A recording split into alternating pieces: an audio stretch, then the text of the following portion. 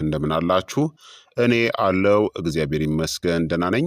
ዛሬም በጠቃሚና በአዲስ ፕሮግራም በድጋሜ ተገናኝተናል። በዛሬው የጤና ፕሮግራማችን ላይ የምንመለከተው ቆዳችሁ ከመደበኛው በላይ በፍጥነት እያረጀ መሆኑን የሚያሳዩ ግልጽ 10 ምልክቶችን በዚህ ቪዲዮ ላይ እነግራችኋለሁኝ። እንዲሁም ምን ማድረግ እንዳለባችሁም መፍትሄውንም በደንብ የምነግራችሁ ይሆናል ማለት ነው። ይህ የጤና ትምህርት ታዲያ ለበርካታ ሰዎች እንዲደርስ ሁላችሁም በቅንነት ላይክና ሼር በማድረግ ሌሎችንም አስተምሩ አሳውቁ እላለሁኝ። ጥያቄ ካላችሁ ጥያቄያችሁን በኮመንት ላይ አስፍሩልኝ። በቀጥታ ወደ ጤና ትምህርታችን የማልፍ ይሆናል። የቆዳ እርጅና ተፈጥሯዊ የሆነ ሂደት ቢሆንም አልፎ አልፎ ግን በአኗኗር ዘይቤ፣ በአመጋገብ፣ ለፀሐይ በመጋለጥ፣ በጭንቀት ወይም ደግሞ ባልተስተካከለ የቆዳ እንክብካቤ ልምዶች ምክንያት ቆዳችሁ ሊያረጅ ከሚገባው በላይ በፍጥነት ሊያረጅ ይችላል። ይህ በሚሆንበት ጊዜ ቆዳችሁ መዋቅሩ፣ ኮላጁን እናም የእርጥበት መጠኑ እየቀነሰ መሆኑን የሚያሳዩ ቀደምት የማስጠንቀቂያ ምልክቶችን ማሳየት ይጀምራል። ቆዳችሁ ታዲያ ከመደበኛው በላይ በፍጥነት እያረጀ መሆኑን የሚያሳዩ ግልጽ የሆነ ምልክቶችን እነግራችኋለሁኝ። አንደኛ፣ የቆዳ መሰነጣጠቅ ወይም ደግሞ መስመሮች ካልተጠበቀው ጊዜ ቀድመው መታየት ነው። ቀጫጭን መስመሮች አብዛኛውን ጊዜ የመጀመሪያው የሚታይ የቆዳ እርጅና ምልክት ናቸው። ቆዳችሁ ቆዳን ጠንካራ እናም ለስላሳ የሚያደርጉ ኮላጅን እናም ኤላስቲን የተባሉ ፕሮቲኖችን ይዟል። እድሜያችሁ እየገፋ ሲሄድ ወይም ደግሞ እነዚህ ፕሮቲኖች ሲጎዱ ቆዳችሁ እየሳሳ ይሄዳል፣ መስመሮችም ይታያሉ። ቀደምት ምልክቶችም በእነዚህ ቦታዎች ላይ መስመሮችን ልታስተውሉ ትችላላችሁ። በአይኖቻችሁ ዙሪያ መስመሮች መታየት፣ በአፋችሁ ዙሪያ፣ በግንባራችሁ ላይ እና በቅንድቦቻችሁ መካከል። እነዚህ መስመሮች በሀያዎቹ ወይም በሰላሳዎቹ መጀመሪያ እድሜያችሁ ላይ ከታዩ ያለ ጊዜው የሚመጣ እርጅናን ሊያመለክቱ ይችላሉ። የተለመዱ መንስኤዎችም ከፍተኛ የፀሐይ ብርሃን፣ ማጨስ፣ የሰውነት ፈሳሽ ማነስ፣ የእንቅልፍ እጥረት፣ ጭንቀት፣ በምግብ ውስጥ የአንቲ ኦክሲዳንት እጥረት ናቸው። መከላከያዎቹም የፀሐይ መከላከያ ሰንስክሪንን በየቀኑ ተጠቀሙ። በአንቲ ኦክሲዳንቶች የበለጸጉ ምግቦችን እንደ እንጆሪ፣ ስፒናችና ለውዝን ተመገቡ። በቂ ውሃንም ጠጡ። በየቀኑ ደግሞ ከ7 እስከ 8 ሰዓታት በቂ እንቅልፍን ተኙ። ሁለተኛ፣ የቆዳ መድረቅ እናም መገርጣት ነው። ጤናማ ቆዳ ለስላሳ፣ እርጥበት ያለው እናም ልሙጥ መሆን አለበት።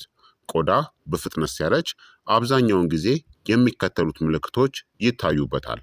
ሻካራነት፣ መላጥ ወይም ደግሞ የቆዳ መፈርፈር፣ መሸብሸብ ወይም ደግሞ መወጠርና በቀላሉ መቆጣት ይከሰታል። ምክንያቱም ቆዳ እየገፋ ሲሄድ የተፈጥሮ ዘይት ወይም ደግሞ ሴበምን የማምረት አቅሙ ይቀንሳል። እርጥበትንም የመያዝ አቅሙ ይዳከማል።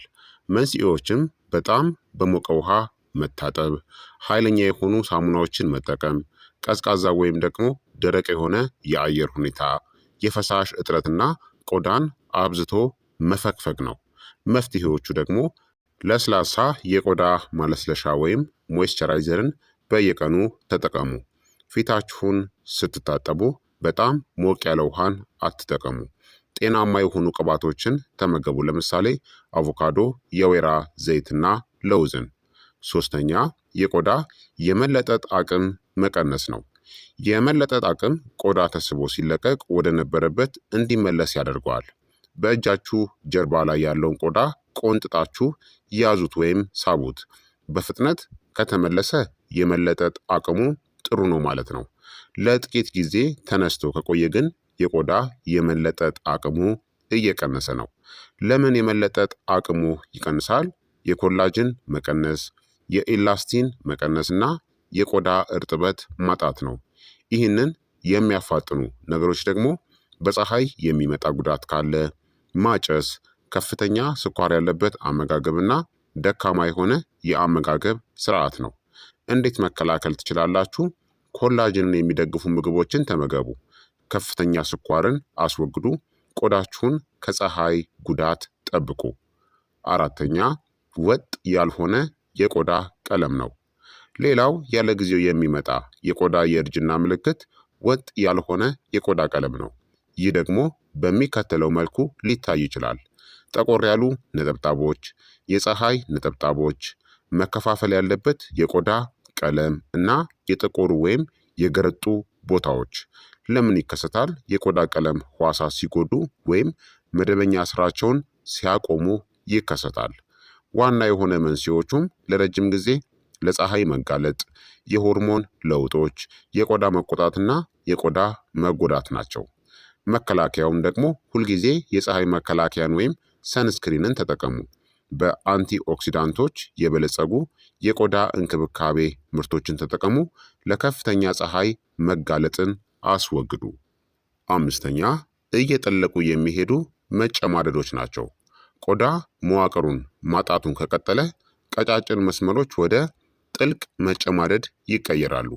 የተለመዱ ቦታዎችም ግንባር፣ የአይን ማዕዘኖችና የፈገግታ መስመሮች እንዲሁም አንገት ላይ። መጨማደድ ለምን ይጠልቃል? እድሜ እየገፋ ሲሄድ ቆዳ እነዚህን ያጣል። ኮላጅን፣ የስብ ንብርብሮችና እርጥበትን። ይህም ቆዳ ወደ ውስጥ እንዲሰምጥና ጥልቅ መጨማደዶች እንዲፈጠሩ ያደርጋል። መጨማደድን የሚያፋጥኑ ልምዶች ደግሞ ማጨስ፣ አልኮልን አብዝቶ መጠጣት፣ ስር የሰደደ ጭንቀት፣ ተደጋጋሚ የፊት እንቅስቃሴዎችና የእንቅልፍ እጥረት። ለመከላከል ኮላጅንን የሚደግፉ ምግቦችን እንደ እንቁላል፣ አሳና ለውዝን ተመገቡ። ከተቻለ በጀርባችሁ ተኙ። በየቀኑ የፀሐይ መከላከያን ተጠቀሙ። ስድስተኛ ቆዳ የደከመና የገረጣ መምሰል ነው። ወጣት ቆዳ በተፈጥሮ ብርሃንን ያንጸባርቃል። ብሩህ እናም አንጸባራቂ ይመስላል። የሚያረጅ ቆዳ ግን አብዛኛውን ጊዜ የገረጣ፣ የደከመ፣ አመዳማ እናም ህይወት የሌለው ይመስላል። ለምን ይከሰታል? የቆዳ ህዋሳት የመታደስ ሂደት ይዘገያል። በተለመደው ሁኔታ ቆዳ በየ28 ቀኑ ራሱን ይተካል። እርጅና ግን ይህን ሂደት ያዘገየዋል። መንስኤዎቹም ደካማ የሆነ አመጋገብ፣ የፈሳሽ እጥረት፣ እንቅልፍ ማጣት፣ ብክለት እናም ማጨስ ነው። መፍትሄዎቹ ደግሞ ቀለማቸው ያሸበረቁ ፍራፍሬዎችን እናም አትክልቶችን ተመገቡ። በቂ ውሃን ጠጡ። በደንብ ተኙ። ዘወትር የአካል ብቃት እንቅስቃሴን አድርጉ። ሰባተኛ የቆዳ ቀዳዳዎች መስፋት ነው። ቆዳ ጥንካሬውን ሲያጣ ቀዳዳዎቹ ሰፋ ያሉ እናም በጉልህ የሚታዩ ሊሆኑ ይችላሉ። ለምን ይከሰታል መሰላችሁ? በቆዳ ቀዳዳዎች ዙሪያ ያለው ኮላጅን ሲዳከም ቀዳዳዎቹ እንዲለጠጡ እናም እንዲሰፉ ያደርጋቸዋል። መቀስቀሻዎቹም ወይም ደግሞ የሚያስከትሉት መንስኤዎቹ የፀሐይ ጉዳት፣ ከፍተኛ የዘይት ምርት እናም የቆዳ መዋቅር ማርጀት ነው። ቀዳዳዎችን በንጹህ እና በደንብ መታጠብ ወይም ደግሞ በአሪፉ ንጽህናችሁን መጠበቅ ያስፈልጋል። ለስላሳ የቆዳ መፈግፈግን መጠቀም፣ ከፀሐይም መከላከል ያስፈልጋል። ስምንተኛ የቆዳ መላላት ወይም ደግሞ መንጠልጠል ነው። የቆዳ መላላት በጣም ከሚታወቁ የእርጅና ምልክቶች ውስጥ አንዱ ነው። ይህም በሚከተሉት ቦታዎች ላይ ሊታይ ይችላል። በመንጋጋ፣ በጉንጭ፣ በአይን ቆብና በአንገት ላይ። ለምን ይከሰታል? ኮላጅን፣ ኤላስቲን እናም የፊት ስብን በማጣት ምክንያት ነው። እንዲሁም የመሬት ስበት ቆዳን ቀስ በቀስ ወደ ታች ይጎትተዋል። የሚያፋጥኑ ነገሮችም የፀሐይ ብርሃን፣ ማጨስ፣ የክብደት መለዋወጥና ደካማ የሆነ አመጋገብ ነው። በፕሮቲን የበለጸጉ ምግቦችን ተመገቡ። የአካል ብቃት እንቅስቃሴን አድርጉ። ቋሚ የሰውነት ክብደትንም ጠብቁ። ዘጠነኛ የአይን ስር ጥቁረትና እብጠት ነው። ከአይን ስር ያለው ቆዳ በጣም ቀጭንና ስስ ነው። እርጅና ሲፋጠን ይህ አካባቢ የሚከተሉትን ያሳያል: ጥቁረት፣ እብጠትና መጨማደድ። መንስኤዎቹም የእንቅልፍ ማጣት፣ ጭንቀት፣ የፈሳሽ እጥረትና የንጥረ ነገር እጥረት ናቸው።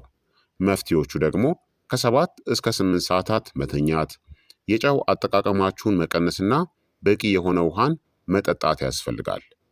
አስረኛ የቆዳ ቶሎ አለመፈወስ ነው። ወጣት ቆዳ ከቁስል፣ ከብጉር ወይም ከመቆጣት በፍጥነት ይድናል። የሚያረጅ ቆዳ ግን ለማገገምም ረጅም ጊዜ ይወስድበታል። ለምን ይዘገያል? የደም ዝውውር መቀነስ፣ የኮላጅን ምርት መዳከምና የህዋሳት መታደስ ሂደት መዘግየት ነው። እንዴት መርዳት ይቻላል? በቫይታሚን የበለጸጉ ምግቦችን ቫይታሚን ሲ እናም ዚንክን ተመገቡ። ማጨስን አቁሙ።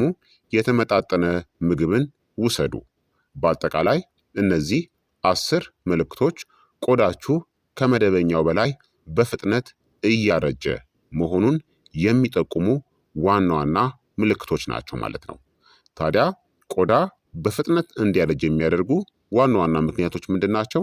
ከፍተኛ የሆነ የፀሐይ ብርሃን፣ ማጨስ፣ ከፍተኛ ስኳር ያለበት አመጋገብ፣ የእንቅልፍ ማጣትና ስር የሰደደ ጭንቀት፣ የፈሳሽ እጥረትናም አልኮል መጠጣት እንዲሁም የንጥረ ነገር እጥረት ነው።